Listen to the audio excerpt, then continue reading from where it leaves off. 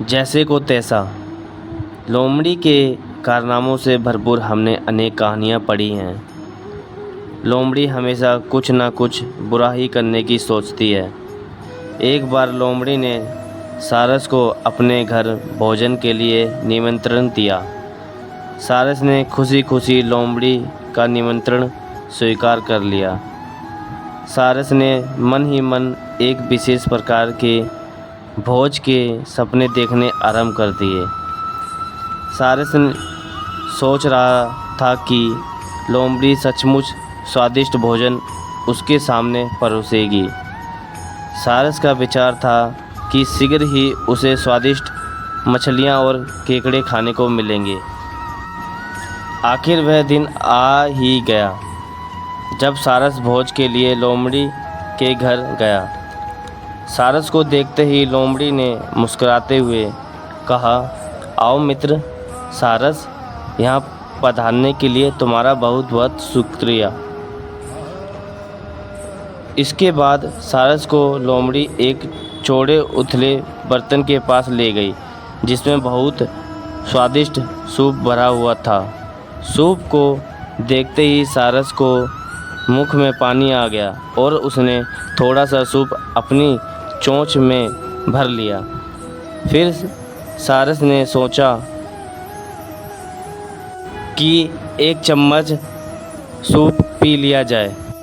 तभी लोमड़ी ने भी सूप पीना शुरू कर दिया और सारा सूप समाप्त कर डाला। बेचारे सारस को थोड़ा सा ही सूप नसीब हुआ। लोमड़ी ने सारस को अपना रुमाल दिया ताकि वह अपनी चोंच साफ कर सके। लोमड़ी ने कहा, मित्र सारस, तुम्हें भोज का भरपूर आनंद मिला होगा। मुझे आशा है कि तुम्हें सूप अवश्य ही अच्छा लगा होगा। लोमड़ी की बातें सुनकर सारस को बहुत गुस्सा आया। सारस स्वयं को अपमानित महसूस कर रहा था। सारस जैसे ही लोमड़ी से विदा लेकर बाहर आया, तभी चतुर लोमड़ी सारस का उपवास करते हुए ज़ोर ज़ोर से हंसने लगी। अपमानित होकर सारस ने लोमड़ी से बदला लेने के लिए निश्चय कर लिया। सारस ने निश्चय किया कि वह भी लोमड़ी को भोज के लिए निमंत्रित करके उसके साथ वैसा ही व्यवहार करेगा। सारस ने लोमड़ी के प्रति अपना क्रोध अपने मन से छिपा कर रखा। कुछ दिन बाद लोमड़ी से बोला, बहन लोमड़ी, तुम्हारे स्वादिष्ट भोज के लिए तुम्हारा बहुत बहुत धन्यवाद। रविवार रात को तुम्हारी मेरे घर दावत है। मैं तुम्हारे भोज के लिए निमंत्रित करता हूँ।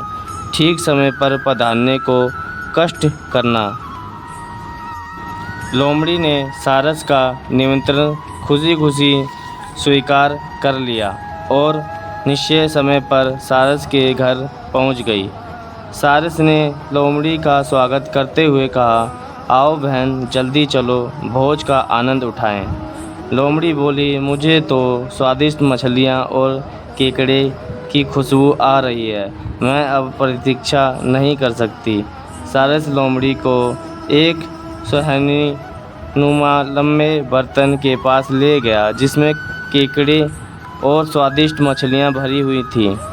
सारस ने सुहानी मुर्तल बर्तन में अपनी चोंच डाली और एक केकड़ा अपनी चोंच में फंसाकर आनंद से खाने लगा। इसके बाद सारस एक और खड़ा हो गया और लोमड़ी से भोजन करने के लिए कहा। लोमड़ी ने सुराहीनुमा बर्तन में अपना सिर घुसाने की बहुत कोशिश की, लेकिन बर्तन का मुंह इतना पतला था कि लोमड़ी सफल ना हो सकी। सारस ने पेट भरकर भोजन खाया और बेचारी लोमड़ी देखते ही रह गई। लोमड़ी गुस्से से पैर पटकती हुई अपने घर चली गई। सारस ने लोमड़ी का उपवास करते हुए कहा, लोमड़ी बहन, ये तो जैसे को तैसा था। इतना कहकर सारस ज़ोर ज़ोर से हंसने लगा। शिक्षा।